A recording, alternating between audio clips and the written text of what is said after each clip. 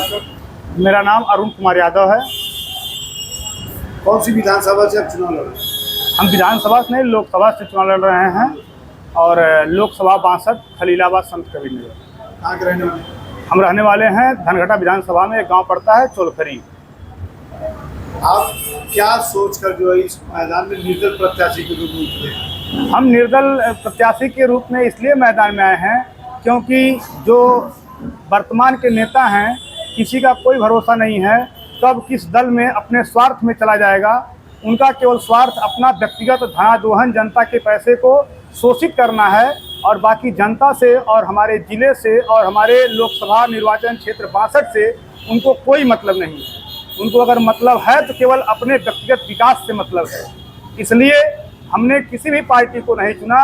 मैंने निर्दल प्रत्याशी के रूप में आया, जिससे मैं अगर यहाँ से चुन करके जाता हूँ तो निष्पक्ष भाव से लोकसभा में अपनी बात को, अपनी जनता की बात को उठा सकें। और जो प्रत्याशी हैं, जब पार्टी से चुन करके जाते हैं तो वो लोग पार्टी के दबाव में कोई भी आदमी किसी भी जनता की बात को ऊपर उठाता नहीं है। इसलिए कि दोबारा मुझे टिकट नहीं मिलेगा, मैं दोबारा मंत्री नहीं बनूंगा, मैं दोबारा सांसद नहीं बन पाऊंगा, इसलिए वो किसी भी पार्टी के खिलाफ कोई भी अपनी बात जनता की हित की नहीं कर पाता है। जनता आपको वोट क्यों करे? जनता को एक बार तो विश्वास करना ही पड़ेगा। और मेरा मानना ये है कि सबसे ज़्यादा अगर हम लोकसभा में चुन के जाते हैं तो सबसे ज़्यादा ध्यान शिक्षा पे दिया जाएगा, जिसके बाद हमारे क्षेत्र की जनता, हमारे क्षेत्र के युवा नौकरी के लिए इधर उधर भटके न, और वो कहीं भी जाए, अगर शिक्षा रहेगा, ज्ञान रहेगा तो अपने देश में, विदेश में, गांव में कहीं भी वो नौकरी करके आराम से अपनी जीविका, परिवार, और अगर हमारे देश के युवा शिक्षित रहेंगे, रोजगार पाएंगे तो तभी हमारे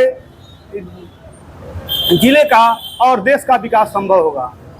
परवीन निषाद जो है भारतीय जनता पार्टी से सरकार उनकी थी और उसके बाद जो है उन्होंने बहुत सारे ऐसे काम किए होंगे, तो आपको कहाँ जगह मिलेगी? अब वो लोग बड़े नेता हैं, हमको तो उनके बारे में कुछ कहना नहीं चाहिए, लेकिन सही है कि जनता ये कह रही है कि पूरे जिले में 5 साल तक उनका कोई विकास नहीं दिखा और यहाँ तक कि केवल फीते काटे जाते हैं और उद्घाटन किए जाते हैं, बाकी कोई भी जमीन पे कोई काम नहीं दिख रहा है। केवल पार्टी के नाम पे, माननीय देश के प्रधानमंत्री मोदी जी के नाम पर और योगी जी के नाम पर केवल चुनाव जीतना चाहते हैं और अपनी निधि का, अपने जिले के पैसे को वो कहीं भी नहीं दिखाना चाहते हैं कि मेरी निधि क्या हुई, मैंने अपने निधि से क्या किया।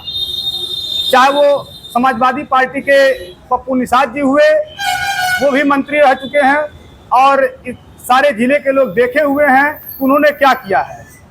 मंत्री रहते हुए अपने जिले के लिए उन्होंने कुछ नहीं किया है और सांसद जी तो वर्तमान में सांसद है ही, जनता देख ही रही है। जनता से क्या अपील करना चाहेंगे? जनता से हम अपील करना चाहेंगे और हमको एक बार मौका दें, जिससे कि हम अपने ज़िले का और लोकसभा 62 का देश का पहला ऐसा ज़िला बनाएंगे जो सबसे शिक्षित और सबसे सौंदर्य युक्त होगा।